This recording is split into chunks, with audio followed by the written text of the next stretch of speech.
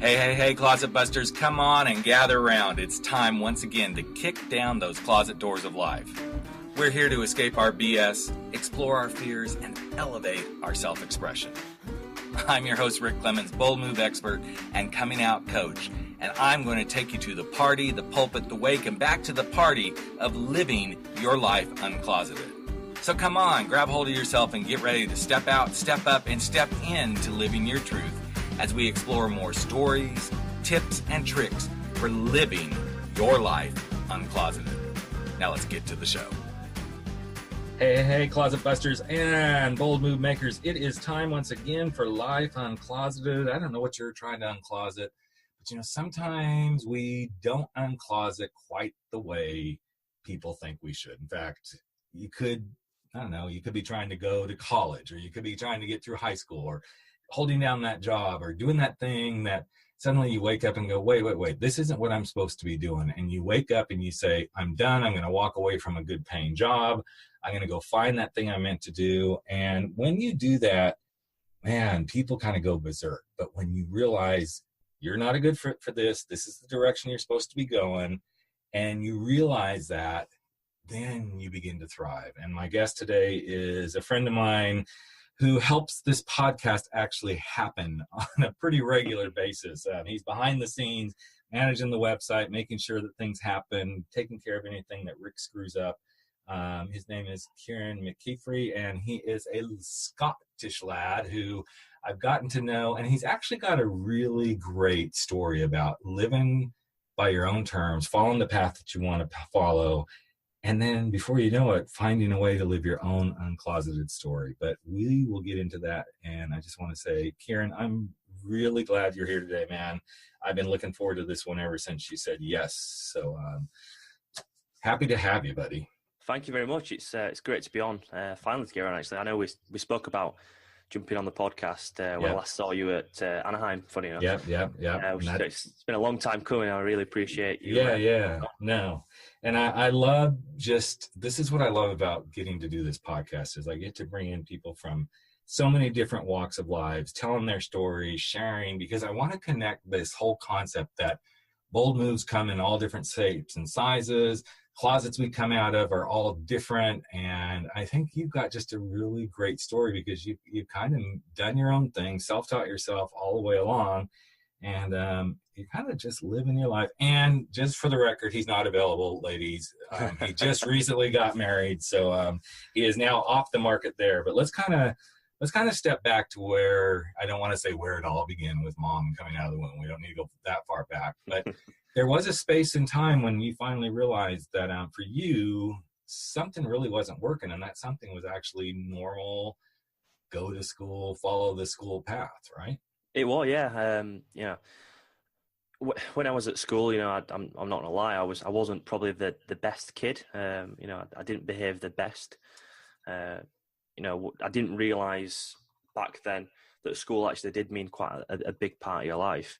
Mm-hmm. I messed around a bit. I got pretty good not qualifications, more like GCSEs, what we have in the UK. Yeah. I think it might be your high school equivalent. Yeah. Something below that. Middle school. I realised back then that academia really wasn't the route for me. I struggled learning from other people, and it got to a point where I self-taught myself, and I knew more than my teachers were telling me. So there was a bit of struggle there. I think that's probably why I didn't behave as well as I could have, especially in IT lessons. Like Rick's mentioned, I'm CTO for podcast websites, so I'm a bit of a techie. So everything that I've learned from my life has come self-taught. I'm a bit of a trial and error guy. That is kind of a big thing. I mean, I know it's pretty big everywhere else, to go to university, to college. But for me personally, it just didn't feel right for me. Just did not feel like that was the path that my life wanted to go on. I went to college, or I started college to do media, games, animation, which is something that I was quite keen on at the time. But again, I had the same problem that I had in middle school, for example, which was I couldn't learn anything more than what they were teaching me, or the method that they was trying to teach me what to do. It just wasn't working. It just wouldn't sink in. So after about 6 months, I ended up quitting college and just basically looking for a job, which got me to my first job, which wasn't the best job, right? But it was a means to an end. Mm-hmm. But what I want to honor in this story that you're sharing here, Kieran, because I've got 2 kids myself, so we've been through much of the academia realm, and my youngest one is struggling right now, her first year in college, and she finally said, "I don't know if this is really what I should be doing." And I remember my oldest one saying that exact thing to me. My oldest one and I had gone on a let's go look at colleges trip back east when she thought she wanted to be a fashion designer. And after we had been at one of the biggest art and fashion colleges and driving to the next one, she goes, "I'm not really sure this is what I'm meant to do." And I think it's so powerful when at any age, but especially in those younger ages, when that intuition hits you and you can say, this isn't working for me, because then everybody else is going to jump and go, "But this is what you have to do. This is what you have to do." And I'm going to confess, I wasn't that kind of father for a while there, but I'm much more convinced in this day and age that letting someone follow their heart and their intuition and their bliss oftentimes is the better path, because otherwise they're going to fight and fight and fight to do this thing and never be happy. Yeah, completely. It sounds like a corny film where you say follow your heart, but it's so true. Mm-hmm. It's so true. If you really don't like it, if you really don't appreciate it, and if you think in your head that it's not going to get you to where you want to be at, whether that's a career, whether that's a lifestyle, if that's not going to get you to that place, and you can truthfully say in your heart, in your head, that this isn't going to work, it's such a positive thing to do. Mm-hmm. So when you felt that, I mean, there had to be a little bit of like fear, or, okay, is there something wrong with me? Take us a little bit into, what were you feeling when you're like, okay, I'm not doing what everybody else is doing? Were you scared? Were you like, screw it, I'm just going? What was going on for you, man? I mean, it's a bit weird. I'm from quite a troubled upbringing. I'm not from a very rich estate. It's where I used to live in England is a very poor place.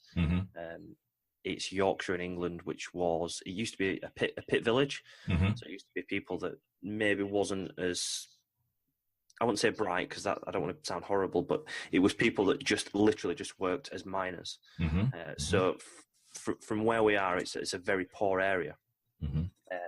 So the actual norm for that area wasn't to go to college or university. It was just to kind of get a job.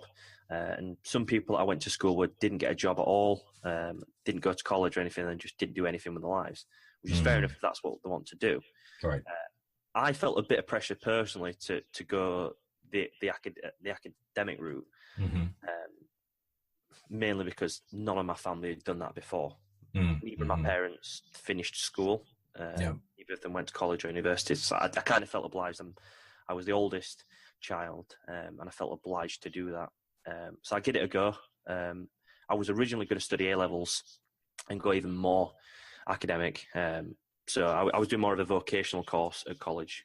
Right. Before that, I was going to do A-levels, which is like more pristine. Like you do A-levels and then go to like a high-class university.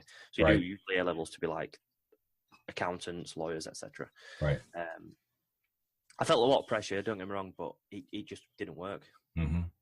And I think when we feel those pressures, this is where the two worlds of what I talk about come together. It's like when I felt the pressure to be a heterosexual man, it's like, okay, but I'm trying, I'm really trying, but I just can't be this. And then as I moved through that coming out process, I also realized, man, I'm really not cut out to be in corporate America.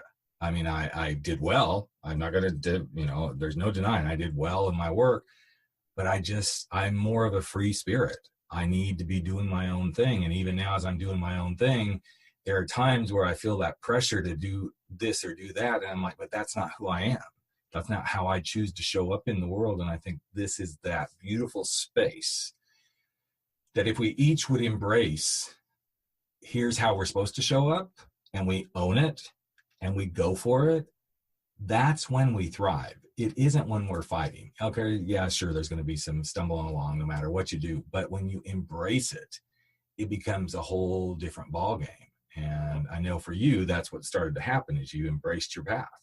Oh, yeah, definitely. I mean, if you're waking up in the morning and literally all you want to do is go back to sleep because you've just got nothing to go for that entire day, then, what is that? What type of lifestyle and life is that for you where you don't want to go to work? I mean, don't get me wrong, work is work, but you should enjoy it. You should still enjoy going to work. You should enjoy your life as it is.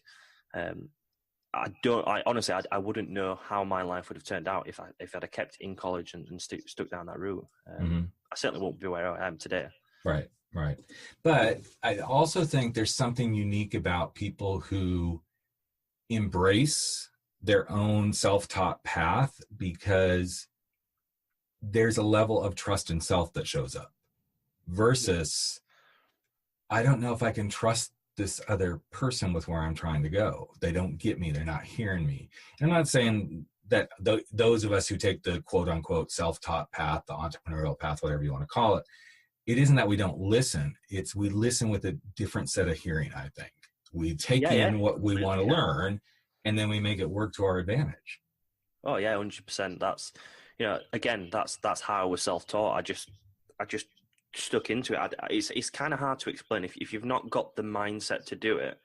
It's so hard to explain how you do that and get into it. Mm-hmm. But I think for you, what I'm hearing, and I don't want to go into coach mode here, but I'm hearing this because I've heard this with people before. If I can learn and I can thrive by what I take in myself and guide myself to learn, then you're much more motivated to make it work. You're much more motivated to put it into action and make something come from it than, I'm going to use my youngest one as a very good example. She's first year university here. And she's like, I just want to be doing something that matters. I'm like, well, honey, I get that. But some of this you got to do to get to what matters. It's unfortunate this is the way, school systems work. I'm older and wiser and I kind of get it now, but I'm very cognizant. I'm really listening to what she's saying and trying to hear those, okay, is this really not a fit or is she just, bored? Because that's part of what happens for her. If she gets bored, kind of what it sounds like happened for you, because she knows more and I'm not saying that she thinks she knows more. Sometimes I think she knows more. She can process through some stuff and go, why am I learning this? I don't need to learn this to do what I already understand. Then that's where we fail. To me, that's where we fail in the educational system. I completely agree. Like you just said, if she knows more than what she should be knowing, the problem is with school in general. I think that it runs at one speed.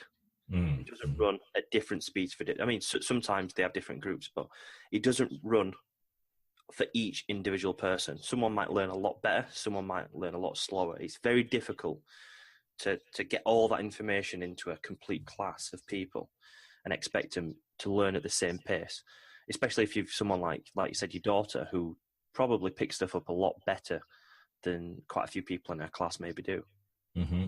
So what was the key for you when you finally stepped away and you continued? I'm not going to say you stepped away and started, because it sounds like this has always been the way you have learned. What's the key for keeping yourself motivated and on that learning curve? Because I know even in the time we've gotten to know each other, you've kind of been in the throes of this brand new company. And so there's got to be tons of learning that's happening on a daily basis here. But what keeps you motivated to keep diving in and learning? I think I just like achieving stuff. I like making something work. I like making a new process for something. I like making a new system. I was interviewed quite recently on a podcast called I Create Daily, who is also a Podcast Websites member, Leora. Absolutely great podcast. And it's about people that create stuff, regardless of what it is, artwork, pictures, anything, whatever it is, it's about people that create stuff. And I'm just the same. My thought process works the exact same way. I just like to create stuff. I like to create a system. I like to create. So for example, our accountants want a specific report to work out how much VAT's due this month. So I'll create a report system that will do that automatically for us. I just like doing. I like the end product. I just like having something at the end that I can show that all my time has been spent on this tiny little thing. That just motivates me every single day. And it's interesting that you bring up the create piece, because in general, there seems to be, and I hate to say there's only two streams of thought, but I'm trying to simplify this. There's either you're creative and you're artsy, and so you're going to be pursuing that and be broke and starving and all that, or you create for an outcome, and so you have to do a logical creation. You know, there doesn't seem to be this in between. And what I find beautiful is when you realize that even in this moment, as we're creating, which is exactly what we're doing with this podcast, we are creating a system for people to learn. We're creating a way for people to connect. We're creating a way for people to see something from a different angle that maybe they haven't. When you allow the creative medium to just be, it's a creative medium, and nothing has to be tied to an outcome, so to speak. But if it happens, that's great. And it doesn't have to necessarily support my livelihood, but it actually contributes to it. That was a big moment for me. And it was like, wow, let's not make the creative stuff like have to put the money in the bank, but if it contributes to it, that's great. And I kind of hear the same thing for you. As long as you continue to create and it leads to some sort of an outcome, and it leads to something that's useful and helpful, then that's when you come alive and that's when you thrive. Oh, definitely. I mean, you've only got to look at the start of podcast websites with Mark. Mark brought me in. He had a brilliant idea for what is podcast websites. We sat down, we hashed it out, and we had initial V1 of the product, and it worked. We didn't just do it because we wanted to make money. We wanted to do it because we want successful podcasters. We want to make a dent in podcasting. And that's what we always strive to do. I mean, I do learn a lot off Mark, which is brilliant. It's good to have him in the office. Yeah, and for those of you who are listening, Mark is Mark Asquith, and he was on the podcast not long ago. So please go back and listen to that episode too, because it ties together.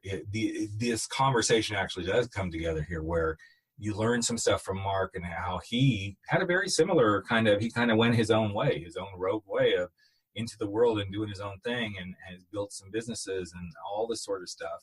Didn't come, from a particularly wealthy family. I didn't come from a particularly wealthy family, but it's about that trusting yourself to step into those spaces that are actually kind of scary, but because they're scary, that's what motivates you, and that what gets you going. So I think that's why we work so well, me and Mark. I think we're very alike. We're both stubborn. If you was ever in the office while we're arguing with each other, you'd probably not want to be, because we do both. Yes. I hear that. Mark and I are both very stubborn too, and that's why sometimes we're like, okay, but no, this is the way it's going to be. But so as you started to move through, I know one of the things that you did was you were actually making some pretty good money at a job at one point too, and even then you said, this isn't working, so I'm going to walk away from that. So tell us a little bit about that. Yeah, so I met my wife at that job. Funny enough, I met her at the job. She worked there as well. And the first year that we got together, we go to somewhere called St Ives, which is Cornwall in England. It's a beautiful place. And I went down there, and I was humming and hawing about what I wanted to do in life. I was waking up in the morning, and I just didn't want to do anything. I didn't want to go to work. I just felt like I was just in a dead-end job. I was just going to do nothing with my life, and this was it. There might have been a slight bit of career progression, which is fine for some people, but I just did not want that life. And it wasn't even the role that I chose to do in life anyway. I've always wanted to be a developer or a bit more technical. This was more sales in marketing.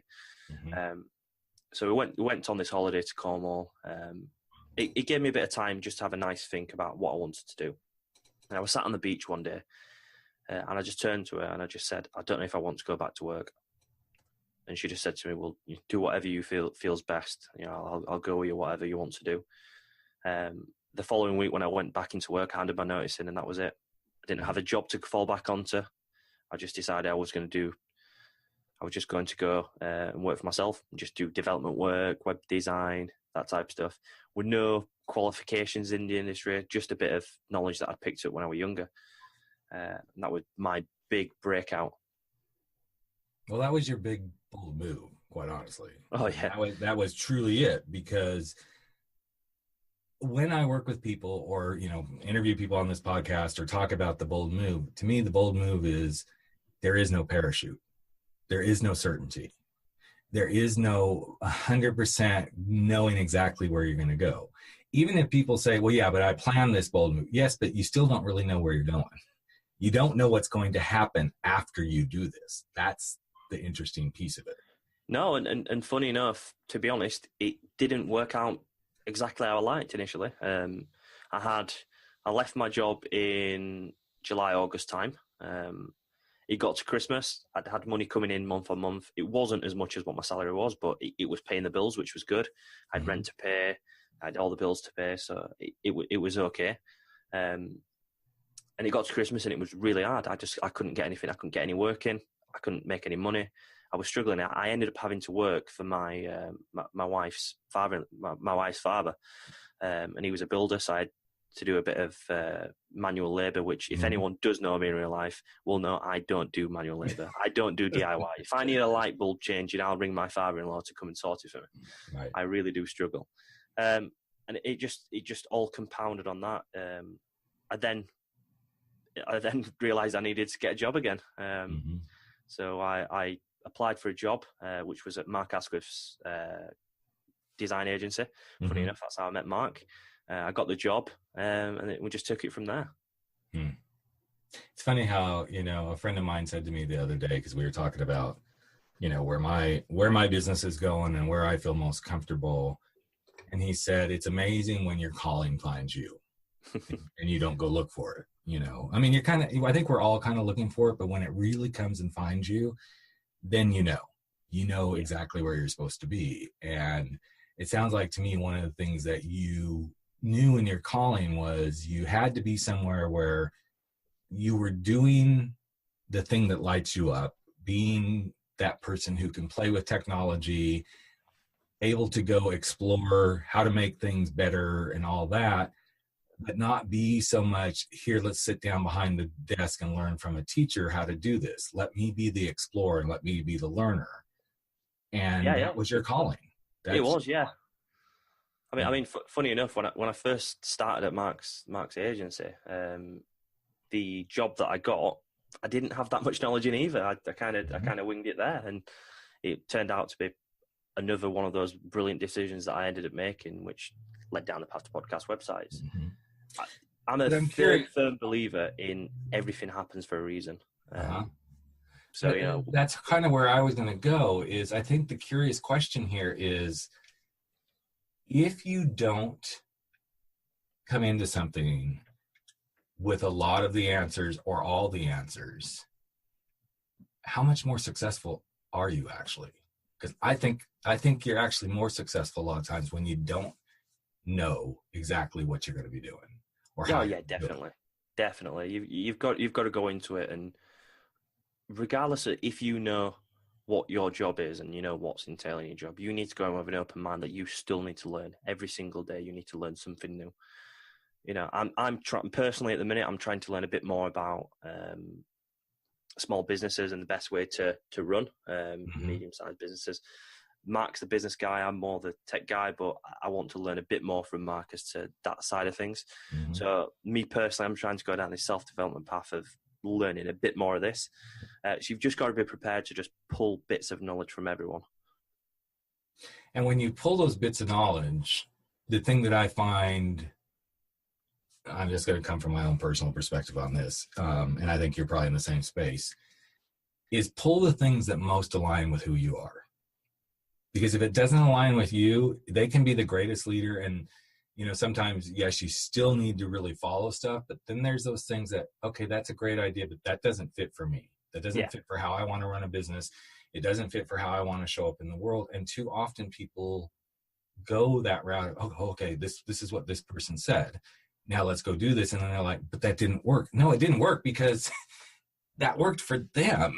It may not actually work that way for you. Pieces of it might work, and I think this is where people trip and they fall, because they get back into that space of, okay, well, yes, to be successful, now you go to college and you do this and you do that.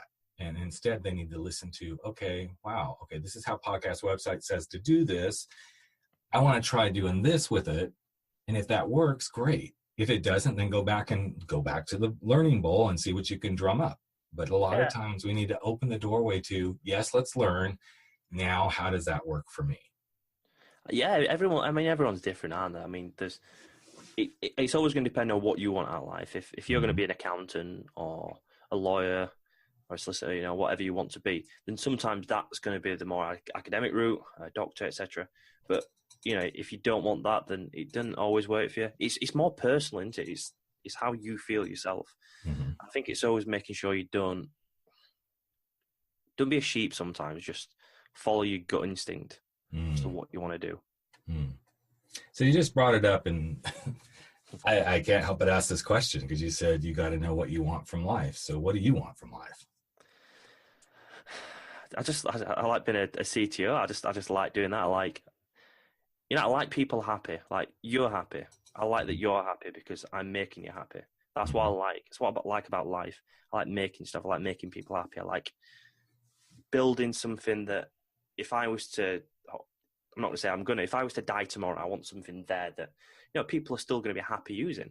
It's a bit of a legacy type thing, isn't it? And now I'm not going to be the Bill Gates. I'm not going to be Steve Jobs, but, you know, I just want something that at the end of my life, I can say I've contributed to something in society. I've contributed to something that's made someone's life easier or made someone's just day better. That's all I want in life. And I love that you share that, because some people listening may go, okay, but you're a CTO. So how does that make someone happy? Well, it makes someone happy when I know that, you know, as soon as we're done recording this, I can go like put my music on this podcast, put it together, save it to a file. I can just pull it over into my podcast website framework, save it, and put a date that it's supposed to get released, and I'm done. I don't have to think about anything else, because you guys have created the technology that makes this really, truly simple for me to do it, to put the SEO tags on it, to write in it, to pull the pictures in. And so it's these things that sometimes we forget. Wow, this is what makes somebody really happy. Exactly. It may be technology, but it makes us really happy, you know. And I was doing a podcast just a couple of hours ago with someone else, and we had the conversation about one of the things that I really stand on these days as part of my brand is focus your mind, follow your heart and soul, and let your intuition drive the cart. And back to what you just said, if I died tomorrow and even 10 people, one person, whatever, it took what I just said about focus the mind, follow your heart and soul, and let your intuition drive the car, I would be a happy man. Because to me, those are 3 steps right there that can actually make anyone's life happier when you do that. Exactly. That's literally, you know, it's just all I want. All I want is just to do what I like doing. And if there's a, like we said, you know, we build stuff. We create. We don't create for, like you said, just a brilliant end product. We create because we like to do it. If there's an end product, that's perfect. That's great. You know, if there's something that comes out of it, that's perfect. But the thing is because you, and I'm going to kind of like try to tie this all together as we're getting close to ending here, but because you learned how to go do the thing that makes you happy, and you relish in now, this is what brings you alive. It makes you, you know, yes, I know, like any of us, there are going to be days you're like, fuck it, I don't want to get out of bed. But for the most part, it's the thing that you're like excited to get up and do. It also then feeds your ability to continue to go learn. I have been around many, many entrepreneurs and people, not just entrepreneurs, but clients of my own, who are like, when they lose the desire to learn, to be curious, that's when I tell them, then it's time to do the shift. Something's got to shift. And if you were sitting behind, even now, in this day and age, sitting somewhere in a classroom learning some technology thing, which I know from time to time you probably have to go do just because of the way technology changes here. But if that was the only route you could learn from, you would go clear back to when you were in college and all that. It would make you feel exactly that same way. And you wouldn't learn. Yeah. You would probably shut down. So to enable yourself to continue to go learn your way is one of the most beautiful ways of truly uncloseting your life for you, who you are in the roles that you play, Kieran. Yeah, you know, don't get me wrong. It's not easy for people. You know, it's for someone like me. Luckily enough, I had the support of my wife, the support of family members from my wife's side, that was there in case anything did go wrong. And it doesn't always work that way. There's people out there that maybe really, really, really don't want to do what they're doing, and they want to jump out of that, and they're struggling. And all I can say to anyone out there that's listening, that's thinking about that, is just literally follow your heart and just follow whatever you think is going to be best for you as a person. Don't worry about anyone else. Just think about yourself and make sure that your mind's going to be healthier if you're following the path that you want to follow. I was just going to ask you a piece of advice you would give somebody as we wrap it up. You just kind of went there. It is to follow your heart. And when you say don't care what anybody else says, that's not coming from an ugly space. It's got to take care of yourself, because the moment you don't take care of yourself to serve someone else in the wrong way is when you will fail. A prime example is, when you're on a flight, one of the main things that comes on the flight when you, the safety video is put your air mask on before you put anyone else's on. It's not being selfish. It's not looking after yourself more than anyone else. It's just making sure that everything's right for you. There's nothing wrong with it. You just got to make sure you're thinking about yourself. That's all I'd say. Yeah. Well, my friend, I'm so glad we had this time to chat and just share your story, because there are so many people out there that I know are struggling with what you just said. Somebody who's in a job saying, oh, I can't make this change. I can't do this. And this is why I love the medium that I bring, being able to tell an uncloseted story that comes from a space of nothing to do with sexuality. It's okay, the closet you were in was academia and wasn't serving me. Going the route that others do isn't what worked for me. And the whole point is giving yourself permission to say, I know this is what will work for me, and to follow that heart and make it happen. So I'm just really glad you came on and shared your story, buddy. Thank you very much for having me on. It's been an absolute pleasure. All right. And now I'm going to release Kieran to go back and work on my podcast website support tickets, but it's real good, and we will definitely be bringing you some more shows in just a few days. So thanks for being here. And that's what we call a wrap, finito, the end of another episode of Life Uncloseted.